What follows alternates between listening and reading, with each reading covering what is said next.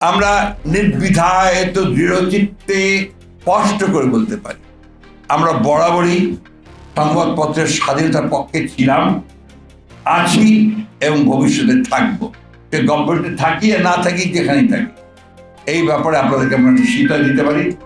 এবং আপনাদের প্রতি অতীতে এই যে নির্যাতন হয়েছে, নিপীড়ন হয়েছে, আপনাদের আইন কানুনগুলোর যে পুরোপুরি ফ্যাসিবাদী চরিত্র দেওয়া হয়েছে, এগুলোর বিরুদ্ধে কিন্তু আমরা লড়াই করেছি, আমরা লড়াই করে চলেছি, এখনো করছি।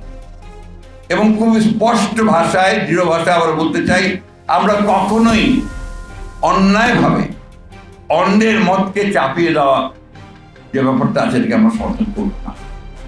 আমরা আরেকজনের মতের স্বাধীনতাকে নিশ্চয়ই সেটাকে আমরা দৃঢ়ভাবে আমরা সেটাকে সমর্থন।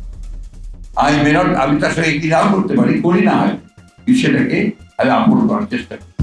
এটাই আমাদের চিন্তা, এটাই আমাদের ভাবনা। একটা বিষয় আমি আপনাদেরকে নিশ্চয়তা দিতে পারি যে আমরা সংবাদপত্রের স্বাধীনতা, এটা আমাদের অন্যতম, আমরা দেখি 31 দফার মধ্যে এটা আমাদের আছে, 27 দফার মধ্যে ছিল, তারও আগে ছিল, 2016 ছিল সংস্কারের। আমাদের মধ্যে তো একটা প্রচারণা চালা হয় যে আমরা কি সংস্কারের বিরুদ্ধে, প্রায় বলা হয় যে সংস্কার, আমরা নির্বাচন চাই। অথচ সংস্কার বিষয়টাই শুরু হয়েছে আমাদের দ্বারা। আমরাই আপনার একদলের শাসন ব্যবস্থা থেকে বহুদলের শাসন ব্যবস্থায় গেছি, আমরাই আপনার পার্লামেন্টারি ফর্ম অফ গভর্নমেন্টে গেছি প্রেসিডেন্ট ফর্ম অফ গভর্নমেন্ট থেকে। আমরা আমাদের অনেক আপত্তি সত্ত্বেও আমরা কেয়ারটেকার গভর্নমেন্টকে আমরা সংবিধানে নিয়ে এসেছি। এগুলো বাস্তবতা।